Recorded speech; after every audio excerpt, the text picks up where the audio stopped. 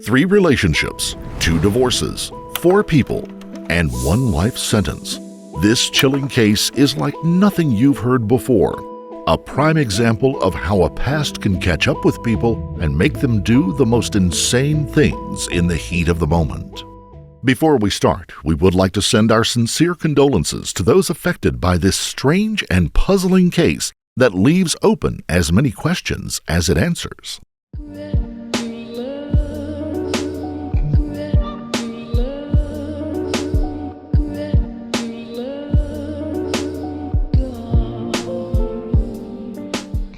Valerie McDaniel was described as a smart and friendly person who everyone loved to be around. Throughout her education, she was at the top of her class and was a valedictorian in her graduation year of 1987.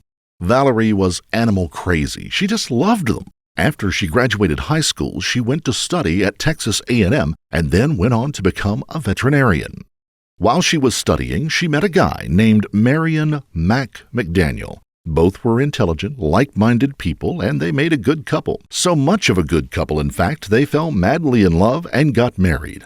Valerie was from a good family who had plenty of money. The couple were set to have their dream fairy tale wedding. Valerie's parents even bought them a house to live in. She was used to the finer things in life and lived a luxurious lifestyle. Nice cars, fine wines, and big boats. But as you may have guessed from her career choice, her passion lay in animals. When she was finally a qualified veterinarian, she opened her own practice, and Mac went into business with her. He was employed as the office manager and looked after the administration side of the business so she could focus on the animals. Opening a business is very difficult, and it can put a strain on even the best of relationships. Although working together, their business took up much of their time, and they started to spend less and less quality time together because so much of their time was spent on the veterinary practice. Friends of the couple said they never showed any obvious signs of strain and always seemed happy, something which may have been true because not long after opening their business, the couple decided they wanted children. But things didn't go as planned for them. It turned out that Valerie was unable to have children of her own. But that didn't put them off. They decided to adopt. In 2008, they adopted a daughter. You may wonder if having a child was the best idea for them to improve their relationship, especially with the strains of the business. Any parent will tell you that having a child does not really ease the strain on a relationship. If anything, although rewarding, it can make life much harder. Valerie and Marion Mac were no exception. After the adoption, the relationship took a turn for the worse, topped off by the fact that Valerie discovered her husband was cheating on her. How did Valerie find this out? She received a phone call from a stranger. An anonymous woman told her that she was sleeping with her husband. As if this wasn't bad enough, she also gave Valerie a list of names who she claimed were also different people he had been sleeping with behind her back. Hell hath no fury like a woman scorned. When confronted, Mac came clean immediately. After all, when presented with not one, but a list of names, what would have been the point of lying any further? He apologized for what he had done, and Valerie, surprisingly, gave him another chance. Her husband's apologies and promises to turn over a new leaf didn't last very long. Just a short time later, he was cheating on her again. Surely any woman listening to this will be saying to themselves, "Kick him out, get rid of him." But Valerie always wanted a family of her own. Now she had a daughter who she adored, her own business, and the last thing that she wanted was to split custody and see less of her daughter, so she decided to keep the marriage going.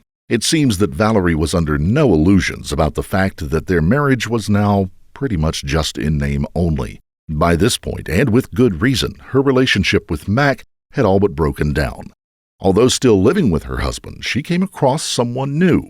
His name, Leon Jacob. He was the son of their neighbor and had come around to Valerie's home to introduce himself. Valerie said Leon was cocky and full of himself. He was a good-looking guy, but my God did he know it, and he used it to his advantage. He even said that he thought he looked like Bradley Cooper. Maybe he did, a bit. He had these big, bright eyes, brains, and long, dark, wavy hair. Just my type, said Valerie. Whatever Valerie thought of Leon's attitude, she did like him. He was really good-looking. He was 8 years younger than her, and he was a doctor. What's not to like, right? Valerie didn't want to be a divorced woman, but her liking of Leon, plus the fact that her marriage had long since really been over in any meaningful sense, prompted her to file for divorce in December of 2014. She was not an old lady. She was in her 40s. She had a daughter and a lot to live for, including this new man that she liked and who liked her back. Divorces can take a while, but in 2016, Valerie was finally free of her meaningless marriage and wanted to enjoy life again. She immediately left the family home and moved into an exclusive apartment building with her daughter. The relationship with Leon continued in a casual way. She said, "I won't lie, I was enjoying the attention from a younger, good-looking guy. Things were going well, and I liked having a guy around." After a fairly brief spell of dating, Leon moved in with Valerie and her daughter. Friends of the couple remarked on how happy they seemed. Everyone seemed to like Leon, and Valerie had never looked happier. Their new relationship appeared to have given her a new lease on life. There was, however, a problem. Valerie's ex-husband, Mac. He wasn't being abusive or awkward for the sake of it, but he certainly did not like Leon, saying, "I wasn't innocent in the divorce. I know I did wrong." Valerie was always going to move on and get a new partner. My main concern was for my daughter, and I did not trust Leon one bit. He was too sure of himself. A good-looking guy? Well, sure, but God, he knew it. I just wasn't very happy with this new guy that nobody knew all that well, living under the same roof as my daughter. The question is, who is Leon really? Leon Jacob was born in New Jersey in 1980. He moved with his family to Houston, Texas. His father died not long afterwards, and Leon had no intention of spending all of his life in the Lone Star State. He wanted adventure, something new, a common occurrence for a lot of young people. An intelligent young man, he moved far away to study medicine on the stunning, picturesque island of Grenada in the Caribbean. I graduated medical school in 2005. From where? From St. George's Medical School. In 2005, he graduated from a medical school and went on to have surgical training at a series of different hospitals. But sadly for him, he never quite made the cut. More about that in just a minute. Desperate to get into the medical profession, Leon wasn't giving up. He managed to get into another residency program in Ohio, again, failing to make the grade. This was apparently because he lied about his experience regarding patient care post-surgery and lacked basic medical knowledge. His residency was terminated for the second time. He was, however, a qualified medical practitioner and moved into a different field, cardiology and transplants.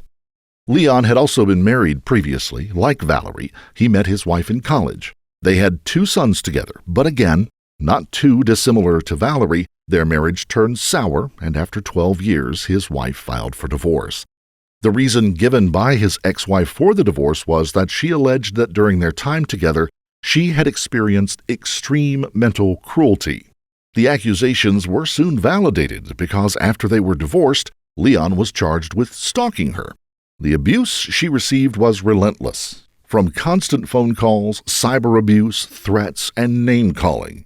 Leon, however, disagreed, responding, "I didn't stalk her. She was keeping my children from me. All I wanted was access. I'm not going to apologize for trying to see my boys. Yes, I called a lot, but just to speak to the children, not her." How much credence we can put in Leon's claims that he only wanted to speak to his children is debatable, as not long after he moved away from them for a new medical residency, and he moved to Pittsburgh. After a short time there, he met a woman named Megan Veracus. Jacob met Megan at the hotel that she worked at. They both took a liking to each other and soon moved in together. After a time, the relationship was going well. Leon seemed to be doing well in his medical career as well and was offered a residency back in Houston, Texas. He jumped at the chance, and Megan was happy to go with him. Although Leon was doing well and making good money, he had a major flaw: his attitude. We mentioned previously about his cocksure personality, his arrogance, and this was something that was blighting his career. The residency in Houston was his 7th. He had managed to get thrown out of all of the other 6. not just through a lack of knowledge, but also because he was too confident in what appeared to be his limited abilities. He wasn't willing to learn because he believed he knew everything that there was to know already. He didn't listen to tutors or mentors. He was condescending to other people in the same residency program as him, and this did not go down well with either his other junior doctors or the senior doctors and professors trying to teach him. He was even accused of putting patients in danger through a lack of knowledge, which made him a liability. Leon's attitude of seeing himself as the best just didn't come out in the workplace. Life at home was just the same. After 3 years of dating, Megan threw Leon out of their apartment. Just as the case with his marriage, things started off well, but Leon's behavior deteriorated. Megan said, "At first, things were great. He seemed like a really nice guy, good-looking, great job, liked the finer things in life. Things were good. But after we moved to Houston, that changed. It started with verbal abuse, but that was just the tip of the iceberg. He started physically assaulting me, hitting me repeatedly. I was constantly walking on eggshells around him. Then, one time, he grabbed me and pushed his hand over my mouth so I couldn't breathe. I didn't know if he was trying to kill me or frighten me, but it definitely scared me. That's when I said to myself, enough is enough, and I kicked him out." Again, Leon disagreed. "Whatever Megan has said about me is completely untrue. She is a liar." Megan was not going to be pushed around by Leon any longer. After the breakup, she received the same treatment that his ex-wife had, phone calls and abuse. But Megan went straight to the police. In February 2017, Leon was charged with stalking and assault. This is where Leon's true personality starts to come out. Although Leon was nowhere as good a doctor as he believed himself to be, he did live for his career. After being charged by police in 2017, he was told by his lawyer that if Megan were to testify against him in a court of law, he could have his medical license taken away and he would never be allowed to practice medicine again. Leon liked to present an image to the world of this really nice guy, a caring person, a doctor who loved to help people. If he was found guilty in court, that illusion would be shattered, in his eyes, predominantly as the result of her testifying, and he wasn't going to let that happen. The lengths he was willing to go to might shock you. He decided to hire a hitman to kill Megan and subsequently stop her from testifying. He approached a man named Taz. Now, we must stress that Taz has always denied that he even contemplated taking money to kill someone, saying that he is not a violent person. We can't really say for sure if the story about Taz was genuine or not. Is he an innocent man who got caught up in Leon's scheme? Or is he actually a hitman who for some reason got cold feet? Taz did testify in court against Leon after he discovered that the prosecution were on to him. He described conversations with Leon in which he stated, "I am not a violent man. I would never kill anyone. Leon was the one who approached me and started suggesting different ways to kill this woman. One that sticks in my mind was to inject her with potassium straight into the heart, which would have brought on a heart attack." What Leon didn't know is that Taz was in fact a former soldier from the United States Army. Leon also didn't know him by the name Taz. He called him Zach, a fake name that Taz had made up for use when talking to Leon. Taz later said that when he was told about Leon's plan, he saw it as an opportunity to save a life, not take one. Leon's scheme had 3 phases. First, Taz was to kidnap Megan and to scare the life out of her to such an extent that she would get back with Leon. If this didn't work, he would move into phase 2. This again involved scaring Megan by any means necessary to make her leave town and not attend court or just disappear forever. If Megan had still not been persuaded, then phase 3 was the last resort. She would have to be killed. Leon paid $9,000 to Taz to kill Megan, money which Taz said that he spent but had no intention whatsoever of killing anyone. To this day, he says he doesn't regret taking Leon's money under false pretenses and keeping it for himself. Leon now found himself in a difficult situation. He had paid Taz $9,000. Taz was completely ignoring him. Megan wasn't in any danger from this alleged hitman. His career and reputation, such as it was, were about to be taken away in court. He was getting desperate. Leon decided to hire a well-known bail bondsman named Michael Kubosh. Michael got to work with the police, trying to find out who Zach was. Of course, Zach didn't really exist. But between Michael and the police, they soon realized that Taz and Zach were one and the same. When Michael finally tracked him down, Taz explained to him that he wasn't going to kill anyone and had seen it as his duty to take the money from Leon. That way he wouldn't give it to anyone else to try to kill Megan.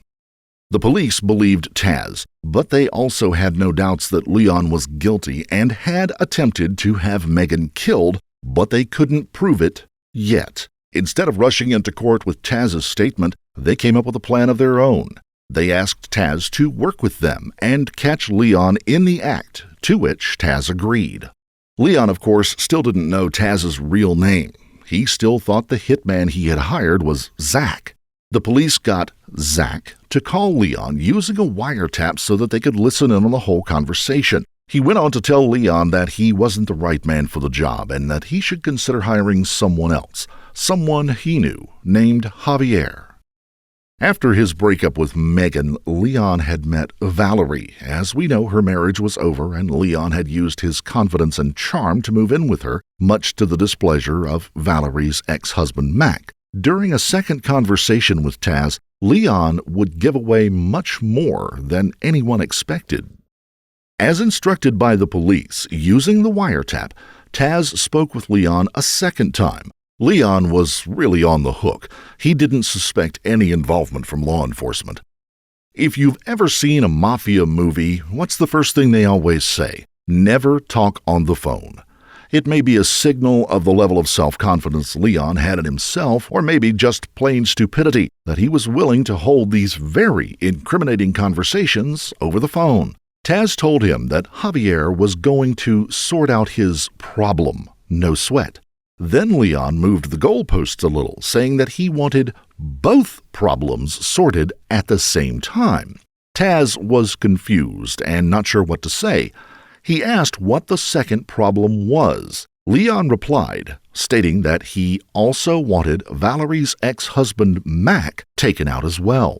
Leon confirmed that Valerie was fully on board with the plan and also wanted Mac taken out. Leon was satisfied that he had a professional working on his problems. But was Javier a professional? Yes, he most certainly was, just not in the sense that Leon thought. Javier was in fact a professional undercover police officer. The next day, Leon, Valerie, Taz, and Javier all met up at an Olive Garden restaurant to discuss the details. They sat down with soup and sandwiches discussing how the hits would take place. I don't need Megan to be hurt. You can just run her out of town if you need to. But if she doesn't agree, then I don't give a anymore. You've got to do what you've got to do. You may have thought earlier there was no evidence that Valerie was involved, with all of this just being Leon's doing to get her ex-husband out of the way. Not a bit of it. She was fully aware and wanted Mac dead. She discussed the details of her ex-husband with Javier. They decided they would approach Mac's car, hijack it, make it look like a robbery that got out of hand, and then just shoot him in the head. Valerie was quoted as saying, "I for sure want to go through with this. I don't have any other option. That ex-husband of mine is threatening to take away my daughter, and I won't stand for it. I'm not sharing custody with him." Let's take a brief step back and take a look at this couple, Leon and Valerie. Both clearly intelligent, one a successful veterinarian with her own practice, the other a doctor. Both of them have money and comfortable lives. Neither of them, it seems, had the brains to realize how suspicious this would look to police. One hitman kills the ex-girlfriend and the ex-husband of the newly formed boyfriend and girlfriend. If the police can't find any initial leads or primary suspects, they always go to the ex-partner because in many cases, the ex is found to have some involvement. They really had no chance of getting away with this even if their plan was successful. March the 9th of 2017, Javier visits Leon and Valerie.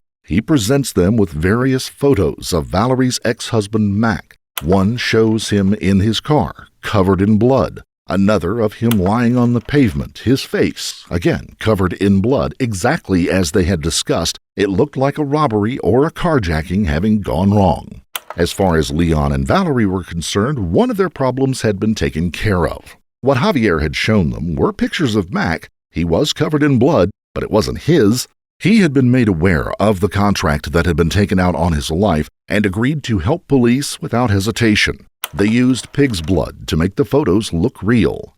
Mac said, "When the police came to me and told me that Valerie was planning on having me killed, I was shocked.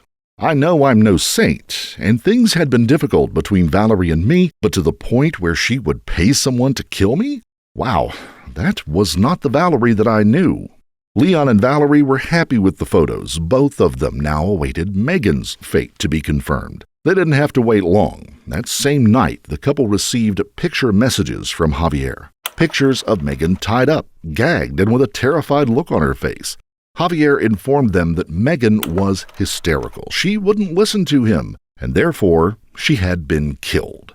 Of course, we know the police had approached Megan at the same story that they had told Mac. Realizing that her life was in danger, she too cooperated with police, but the look on her face was genuine. During the faking of the photos, Megan had suffered a genuine panic attack.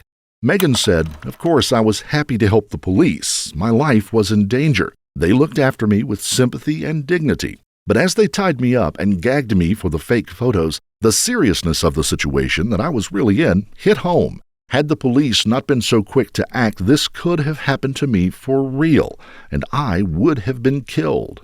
The next day, March the 10th, at approximately 3 a.m., the police knocked on the door of Valerie and Leon's apartment. They informed her that her ex-husband had been the victim of a shooting and was dead. Looks like might have been a robbery gone wrong. Sorry to have to tell you. Have you heard from him recently? I was over there last night. You heard from him last night? I was at the house last night. Valerie may have been a skilled veterinarian, but she wasn't an actor. When police informed her, she really didn't give off any emotions at all. She came across as cold, as if she didn't really know how to act to convince the police officers. Leon then came into the hall. The officers informed him that Mac was dead, and he was a slightly better actor, reaching over to Valerie to comfort her and looking almost genuinely shocked. You okay, baby? You've been here all night.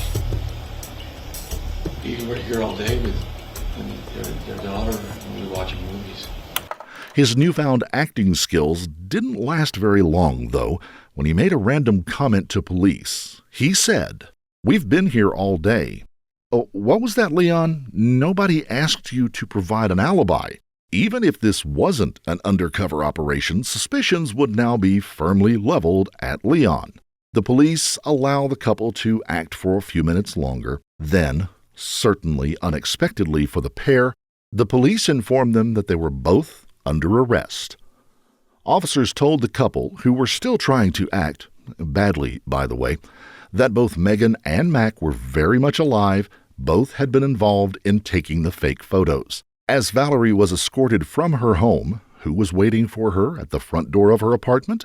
That's right, her ex, Mac. She is forced to go into the apartment, get their daughter, and hand her over to her ex-husband.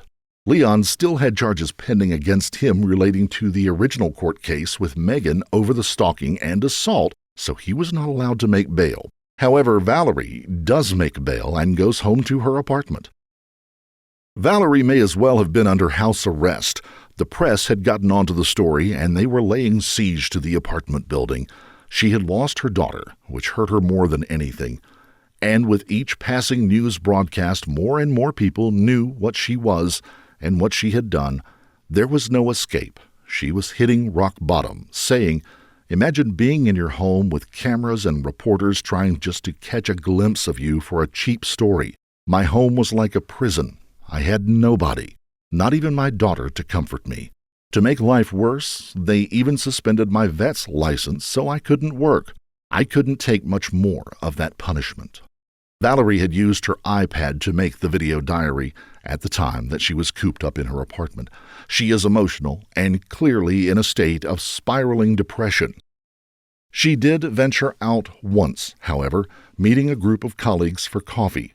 This would be Valerie's last goodbye, and colleagues who were there spoke later, saying that in hindsight, this was Valerie saying goodbye to them for a final time. Yellow crime scene tape surrounded the gates of this high-rise in River Oaks where veterinarian Dr. Valerie McDaniel took her life this morning by jumping from the building onto a courtyard. Police do not suspect foul play. Co-workers, family, friends, and those who took their animals to the clinic right behind me, in which McDaniel owned, described her as compassionate, kind, and worked very well with their pets. And they say that they're in disbelief about not only her death, but the entire situation. Despite what she had done, many people still wanted to see the good in her, which says a lot about the kind of person she must have been in the past. The kind, compassionate, and intelligent person that they had known. Friends and colleagues, neighbors alike, paid tribute to her. Maybe they believed that Leon was to blame for the dramatic decline in her fortunes and behavior. Valerie obviously realized that her future was looking bleak, to put it mildly. She had lost her business, her reputation was in tatters, she had little to no chance of successfully fighting the charges in court. After all, she had sat down face to face with an undercover detective, and she told him that she wanted her ex-husband dead. She was looking at a lengthy spell behind bars, maybe the rest of her life. All factors which apparently were too much for her to cope with. "It's nothing to do with me," Leon said. "She took the easy way out. I can't be held responsible for her actions. I didn't ask her to get involved. It was her idea. She got me involved, and she had to face the consequences of her own actions." On March 20th, 2018, Leon went on trial, facing 2 counts of solicitation of capital murder. Leon's defense used a predictable line to try to get him off of the charges. Valerie was no longer around to speak for herself, so they did their best to throw her under the bus, claiming that every stage of the plot had been concocted by her and her alone, making Leon out to be the manipulated, unwilling participant.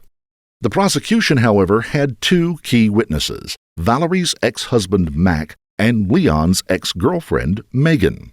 The latter, of course, had already been involved in an ongoing case against Leon. When she took the stand, she described Leon as a grade A criminal, telling the court how he had done different things to her, such as grabbing her by the mouth, assaulting her, and, of course, stalking her by hiding in the bushes outside of her home and work. Leon was a control freak. He needed to feel that he was in complete control of every situation. The fact that Megan had the guts to speak out so damningly against him must have been infuriating. When he took the stand in court, he took a strange stance, to say the least. He said, "I did not ask Taz or Javier to kill anyone. I was not involved in any plot or conspiracy to murder anybody. I'm the one who is taking the blame for Valerie." Remember now, Leon had been caught on tape giving permission to Javier to kill Megan if she refused to leave town. His defense argued that the police were so desperate to perform a successful undercover operation that Javier had been ordered to lead him on. To suggest ways of killing Megan, almost making out that all of the events that preceded the trial were in fact the result of the police themselves. Leon, it was argued, was actually the victim of an overzealous police force who were out to get him. Leon eventually admitted that he did want to scare Megan, but definitely didn't want her dead. The prosecution, however, argued strongly against this. They said that when he was shown photos of Megan tied up and terrified, he did nothing to stop her from potentially being killed. He didn't ask Javier to stop or to not hurt her. He was seemingly happy for her to be taken out to save his own skin. As far as Leon knew, she had been kidnapped and was about to be killed. Lastly, the prosecution made Leon's past abundantly clear to the jury, how he had not just stalked Megan, but also his ex-wife. His controlling behavioral tendencies were indisputable. The jury deliberated for just over an hour. When they came back into the courtroom, the inevitable guilty verdict was read out. The sentencing hearing took place not too long afterwards. In an unusual but smart move at the hearing, the prosecution had Leon's ex-wife testify. She was asked about her experiences with him when she was pregnant with one of their sons. She said, "He wasn't physically violent to me at first. He used to just throw things around the room. He was verbally abusive to me. But his behavior got worse. He used to grab me, push me, and one time I remember, he grabbed him by my head and pushed it into the kitchen counter so hard it bruised my face. I don't recall what the fight was about, but I remember him threatening to punch me, and then he started kicking my legs. I was raising my legs as high as I could to try and protect my stomach and the baby. He said that if I ever left him, he would kill me, and nobody would ever find my body. He told me that as a doctor, he had access to chemicals that would simply dissolve my body." After hearing this testimony, Leon's fate was sealed. He was sentenced to life in prison for both counts of soliciting capital murder. He will not be eligible for parole until 2047 at the earliest, at which time he will be 69 years old. Megan remarked on the sentencing, "I couldn't see it at the time, but looking back, I believe Leon manipulated me. He used his looks and his seeming charms to persuade me to leave my family, my home, the life I had built in Pittsburgh. I lost everything, my career, friends, colleagues, all as the result of his controlling behavior, and I was too blind to see it at the time. But now, the girl he called poor and uneducated is responsible for him going to prison for a very long time. He will never see his children grow up, and they will be all the better for it. He will never practice medicine or live a normal life again, and I'm proud of that. I hope that while he is in jail, he thinks of me." Leon is still in prison, as we said, and will not be eligible for parole until 2047 at the earliest. Prison, however, doesn't seem to have changed him at all. Leon was quoted as saying, "Prison isn't that bad. Sometimes things happen, violence erupts. It is strange that I now live among criminals that I used to treat. I cannot accept responsibility for my crimes I was wrongly convicted of. The police set me up. Valerie was the mastermind behind the murder plots, not me. I was a doctor who helped people, not murdered them. If there is ever a movie made about these events, I hope that Bradley Cooper will be the one to play me. I look like him." Leon's ex-wife Megan and Mac now live their normal lives again, free from their past, much happier that Leon Jacob has no involvement in their lives anymore. Apparently, every woman that Leon had ever been involved with ended up worse off for it. Despite his good looks, charisma, and obvious ability to manipulate women, he was nothing more than a common criminal who specialized in domestic abuse. But what about Valerie McDaniel? Was she a victim of Leon's manipulation, or a willing participant in a plot to kill two people? Had she been brainwashed by Jacob? Or was she, in fact, the one to come up with the plot in the first place, as the defense had argued? Valerie is obviously not here to defend herself, but she was caught on tape, just like Leon, saying she wanted her ex-husband dead. She tried to act shocked when the police turned up at her apartment. It was difficult to argue that she wasn't a willing participant. However, it was possible to argue that it was all very out of character for her. She wasn't a weak person. She fought for everything she had.